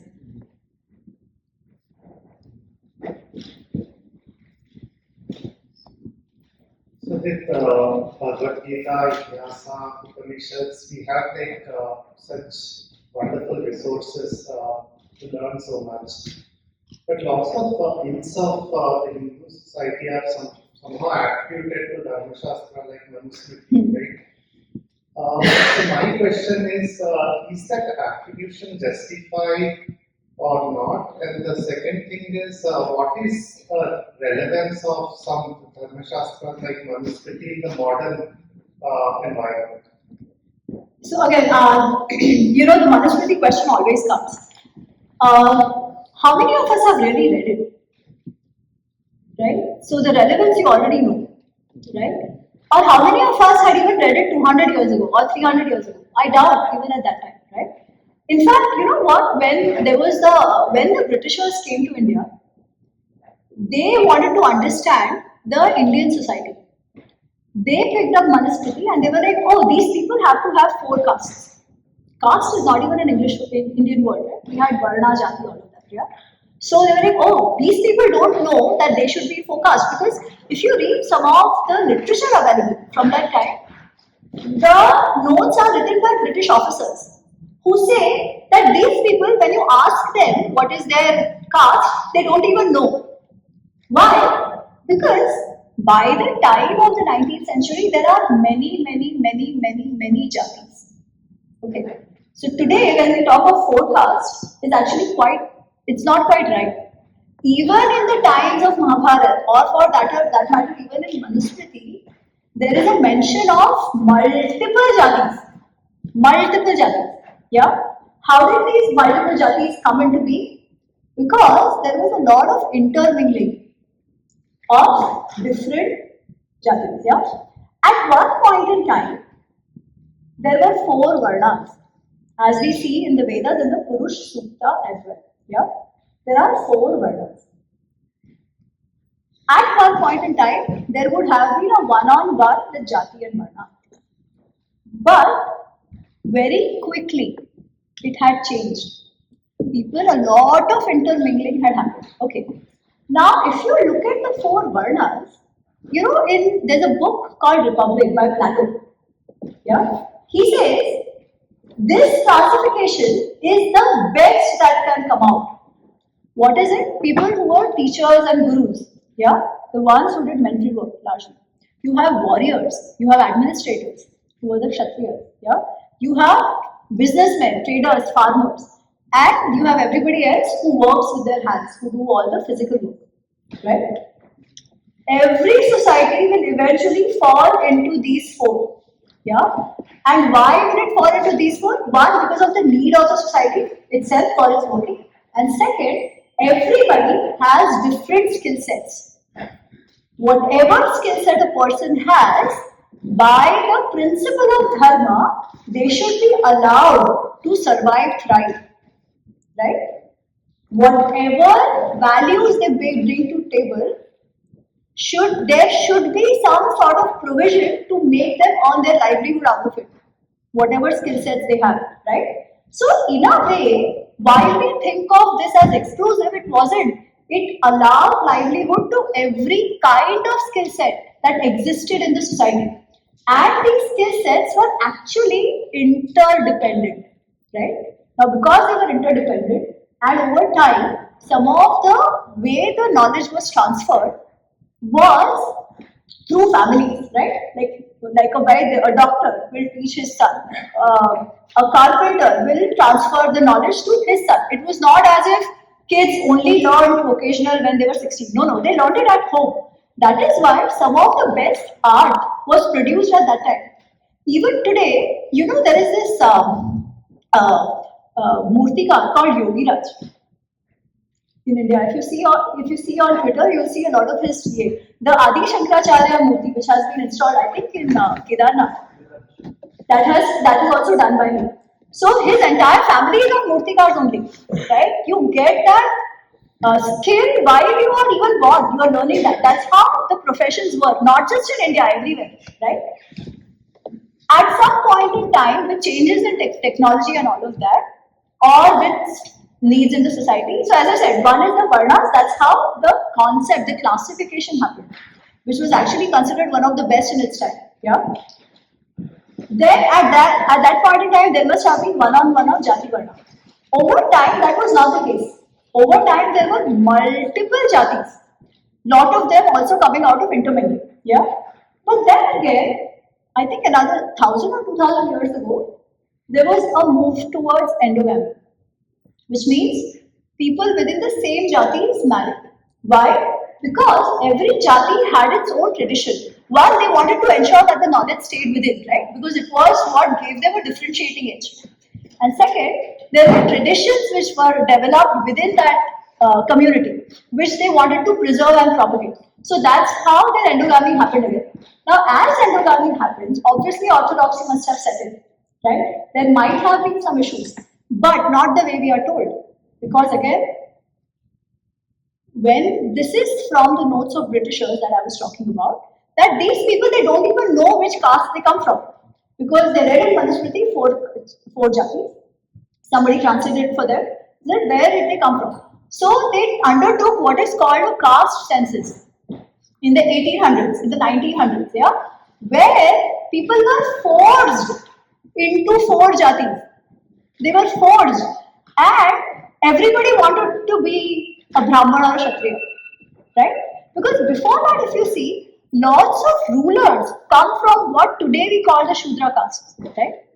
How did that happen? Were they not Kshatriyas? We don't know. Maybe they actually did something else and became Kshatriyas, yeah? That's possible. But also the classification itself of what they were might have happened much later. So, in the last 200 years, something major jhol has happened. And we are living with that confusion even today, right? Now, what about the Dharma Shastra itself? Okay, does it talk about jati-wise rules? Yes, it does. Yeah, they do talk about it. But then we are talking about a society which existed in an ideal state. They are talking about a society which existed in an ideal state. Manu himself says that a lot of these laws are applicable per dharma, desha kala. Okay, they are applicable according to time and place. It is not as if it's applicable for everywhere and every time. So again, and he also says this is just a guiding text. Yeah. If you see how it was lived, was every rule lived? No. But second, was that the only smriti? No. Yeah. You have many different smritis. Many different rajas referred to the Manusmriti and made their own smriti, or referred to the Yajnavalkya smriti and made their own smritis, which are more like constitutions for today. Yeah. So that has happened. Arthashastra, if Manusmriti was that thing which was applied everywhere, why will Chanakya say, oh, this is what the school of Manu has said? I don't agree. Right? That also has happened. So there was always discussion and work going on all of this. Okay. I'll start with one last example here. In Mahabharata, in the Shanti Parva, there is a discussion on Varnadharma. Okay, that if you're a Brahman, how should you be? If you're a Kshatriya, how should you be, and all of that. But in the same Mahabharata, so this is basically Bhishma telling Yudhishthir the theory, textual, dharma shastric knowledge. Okay. But on the other hand, there are two instances in Mahabharata where Yudhishthir is asked, who is a Brahman? How is a Brahman known? He says, only and only by vritti, not by Shastra, not by Janma, not by anything else, but it's only and only through vritti can you know who's a Brahman. In Nahush Prashna, the snake, he asks a very interesting question after that. He says, okay, so are you saying that the birth doesn't matter? Yudhishthir says, no, it's not that. But by now, so by the time of Mahabharata, he's like, Lord of Varna Sankar has happened. Okay, so that hereditary gunas, which were assumed, have anyways not remained. Hence, today we can't say based on jati, on janma rather. It has to be based on vritti. That's what it says. Vritti is your behavior, your character, nature. But there is one thing which I still want to point out here, right? You asked, are Dharma Shastras relevant? In our day-to-day life, no. Okay. But Dharma Shastras have a role to play even today in certain upasana paddhatis. Okay. For example, in certain temples, there is only certain way, like the agamas come into play here, that a pujari has to be following X, Y, Z, whatever, rules, regulations. And from multiple generations. Okay. that I think it is still valid and we shouldn't try to play with those. Okay, this is what we call the core. People who are still preserving and studying the Vedas, because we have other organizations also which now say it is open for everybody, right? So, but there are some institutes where from multiple generations, people are living in such a way to be able to perform only that job. If they are doing that job with utmost sincerity, which is dedicated to the Devas, we should let that be as it is. So while it is not valid in our other areas, in certain aspects, if certain institutions are preserving that Varnashram Dharma, let them, is what I'll say.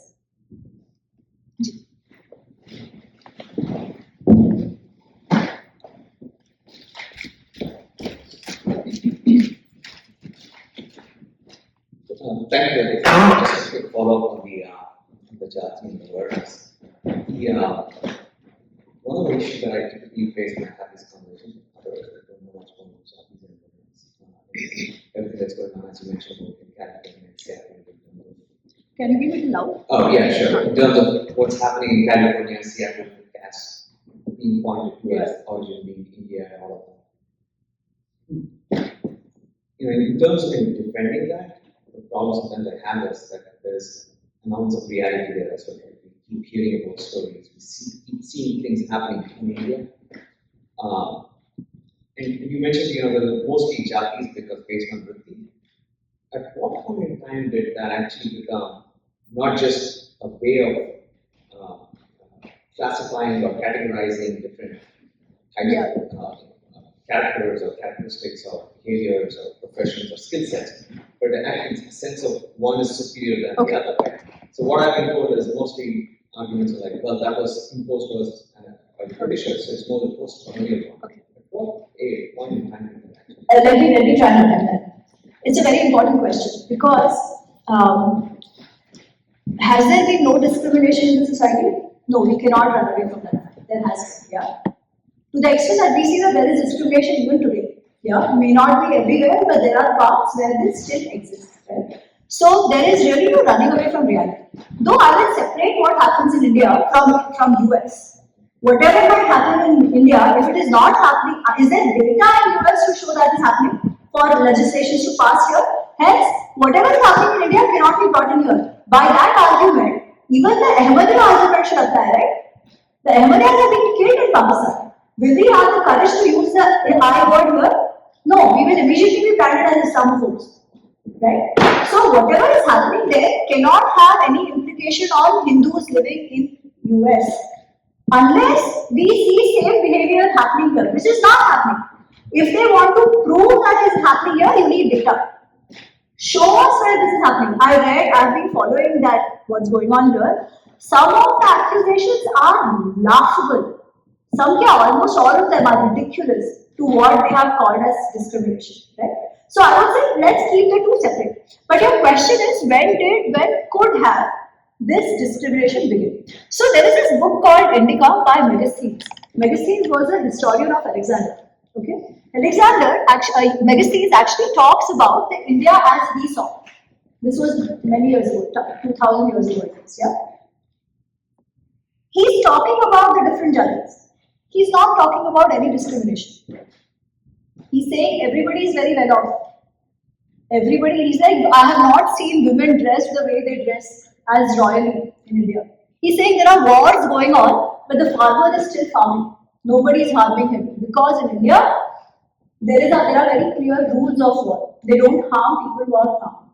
He's made the smallest of observations. He's not talking about discrimination. Okay. Then let's come at one work which Ambedkar has done. It is called Who Are the Untouchables? Okay. Interestingly, Ambedkar says, till the 7th or the 8th century, none of the works talk about discrimination. Okay, as we see it later on. Even in the text we use today, the most discrimination we see is with the Dalits. Okay? Is there a term like Dalit in history or Itihāsa? No, there is no term like Dalit. Shudras are also part of Sanatana Dharma only. Okay? And whenever the role of a Raja or responsibility of the Raja is mentioned, it is always said Chatur Varna Hitarthaya. Okay, let's take one more example. When the Pandavas are staying as Brahmins before Draupadi, the Swayamvara of Draupadi, where are they staying? Anybody knows? They are staying in somebody's hut, we are told. It is in a Kumhar's hut, in a potter's hut. A potter is a Shudra. They are dressed as Brahmins. If the potters were all so bad, would they go and stay in a potter's hut, dressed as Brahmins? No, right? So Ambedkar makes this point that till the 7th or the 8th century, there is actually no mention of or no evident mention of such discrimination. There is only with one who is called Chandala. Okay, why Chandala? Because Chandala used to eat the meat of dogs. Their job was persecution, so to give the Mrityu Danda and all of that. So there is one community which is mentioned, what is called the Antyaja. Antyaja means those who live at the end of the village. Okay, but it was only one or two of these communities mentioned. Later on, by the time the caste census happened, there were some multiple communities which fell in the Dalit category. Okay, which means something happened in the last 1000 years. Okay, now what happened in the last 1000 years? Because till 8th or 9th century, तो ये कुछ है नहीं. Okay, so what happened in the last 1000 years? There were invasions even before, but they were not like this. There were Huns, Shakas and all of that, right? One major invention was of the Arabs. Okay? Now, when you trace back the history of some of these jatis, Bhangis, read up on this, Bhangis. They actually say that how did they become Bhangis? Because if you see the way Shaucha happened in the Hindu way, we used to go out. There was no concept of inside. Right? There were no jananas or anything. It was all out. Hence, the whole cleaning was never required. People just went out. Right? When the Islamic invasions happened, this is what they say. Okay. Some people were forced to clean the toilets of the queens and stuff. Okay. These people were then ostracized by the communities. These could be anybody. This could have been a Brahmin, could have been a Kshatriya, could have been a Shudra, it could have been anybody. Okay? Slowly, the number of these people started increasing. Everything and anything started getting ostracized. Okay. Also, you see what happened. You see the chart of Angus Madison? Anybody knows the chart of Angus Madison?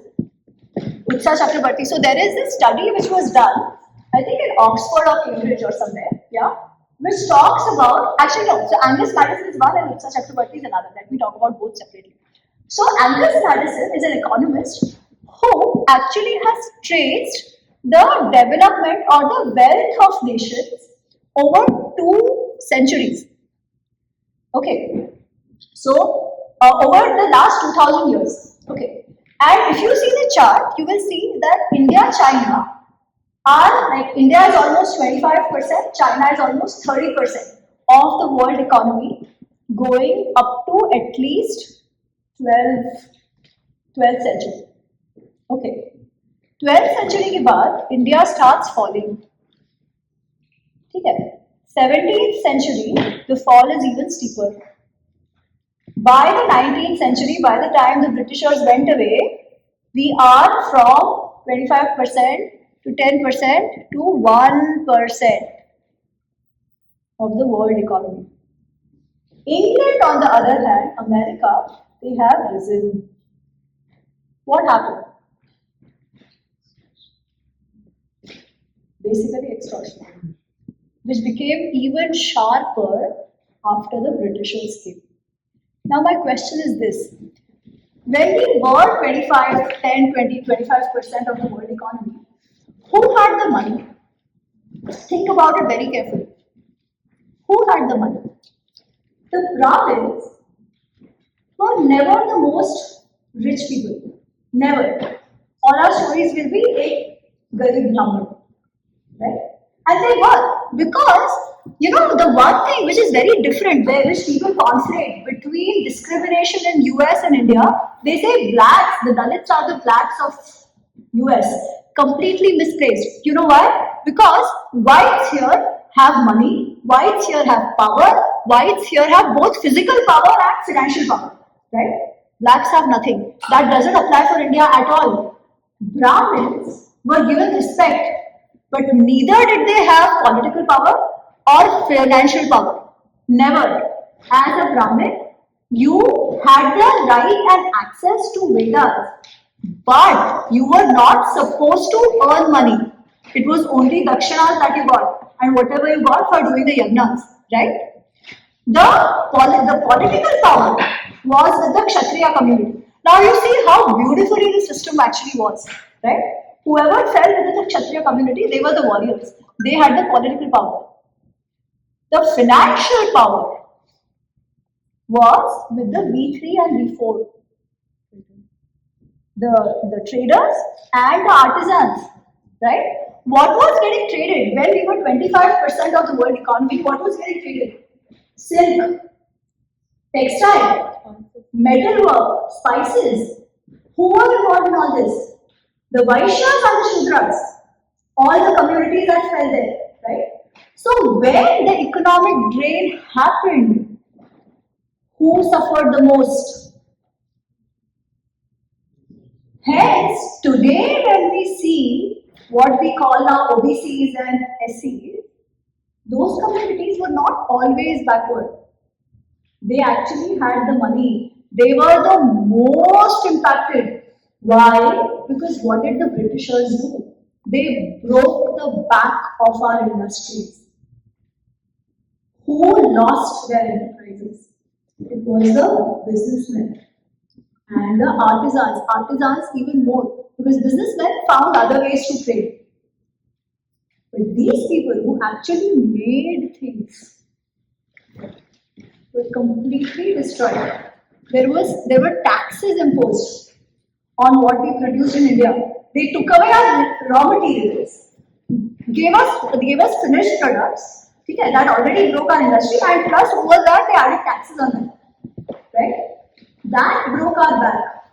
So today when we see people who remain backward, it is them. Now why did the Brahmins become like that? Because Brahmins always dealt with education by and large, right? When English education was introduced, this community, which was otherwise not always the richest, they had more access to it. The others who were working with their hands lost out the most, right? And the mental and physical trauma that the Samaj faced is even more different, that we can't even measure, right? So this is what has happened in the last 300, 400, like over the last 1,000 years, which is what is reflecting now. Because otherwise there must have been some documentation of that. Everything is documented, why don't we have it? Even somebody like Ambedkar, who we know has no love lost for Hindu Dharma. He is also saying there is nothing. Of course, Ambedkar is attributing this to something else. He is talking about Hindu-Buddhist struggle and such. That is just his theory. Okay, he is talking about how Hindus and Buddhists actually were antagonists to each other, and Hindus, whoever became Buddhists, they obeyed them. That is also his theory. But again, which means it is not really coming from the Varnashram system that we had. It is coming from something else that happened in society. Next. Can you tell us your specific texts of Mahabharata and Ramayana that you are focused on? Maybe it's a better question for tomorrow. Yes, and also which interpretive texts after that would be very interesting. Thank you. It's actually a question that my cousin's husband asked.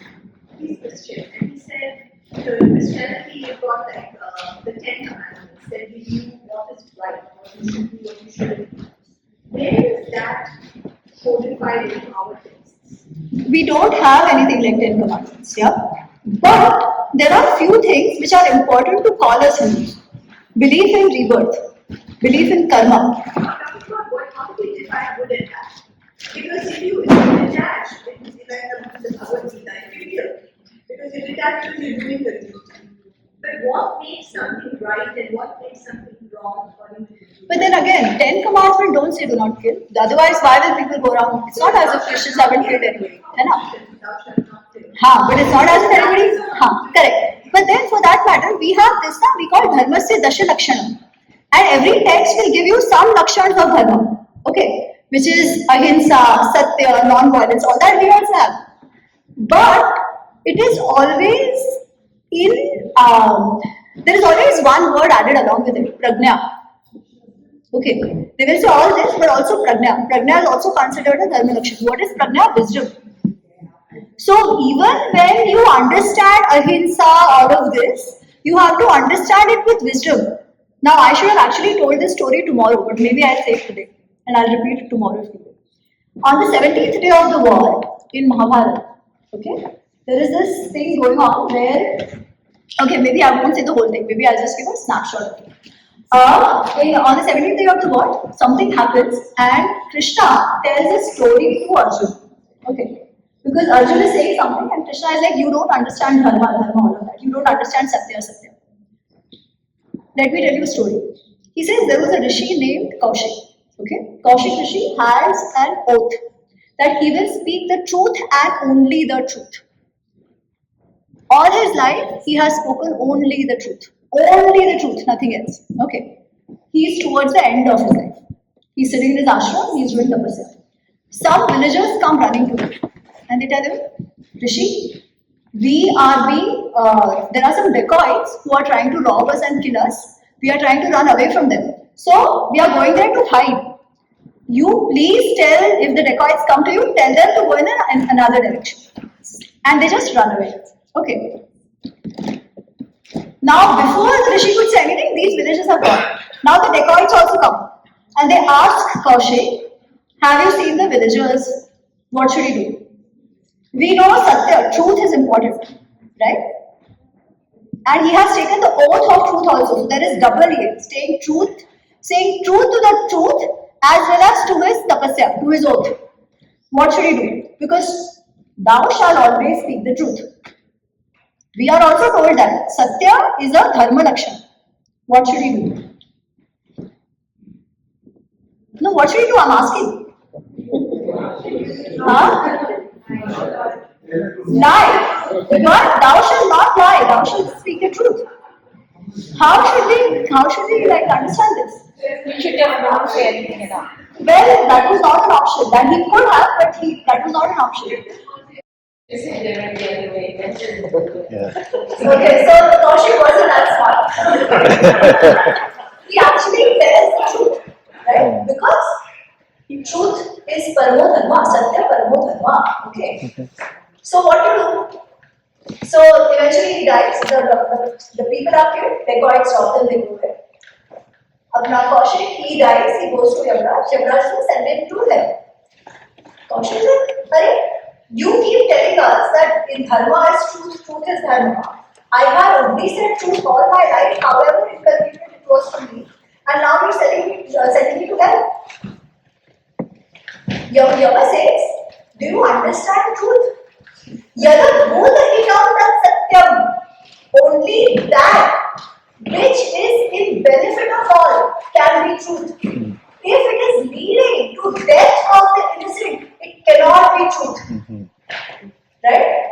That is where the shloka which I mentioned in the beginning for dharma actually comes in. When he says, Dharanat dharmityahu dharmo dhareti praja yahasyad dharan sayuktam saha dharmeti vishaya. He says, dharma is that which allows sustenance. Because it sustains, it is called dharma. Right? If that ethic is not leading to sustenance, it cannot be dharma. Right? That is why Itihāsa is important. Because Dharma Shastra will tell you, don't lie. Okay. Itihāsa tells you that there will be situations where you will have to understand what is truth and what is lie, and how truth can actually become lie in some situations. Yeah? So, do we have the Dharma Lakshana? Yes, we do. Yeah? We have it in every Dharma Shastra. Okay. But is that enough to actually live it? No. There is an overarching principle which actually defines your ethics as well, right? That is why I said ethics by itself, or virtues and vices by itself, cannot be seen in isolation. They have to be seen with the Dharmic principle, which is the sustainability principle. Today, what is happening is when people take out these marches for human rights, all that, what they forget is the basic Dharmic sustainability principle. They don't even understand what they are fighting for, what is right or wrong. Right? There is a lot of confusion. Is it the apparent truth or truth which actually is important for society? So, yeah. I think we should wrap it up. Sure. Thank you so much.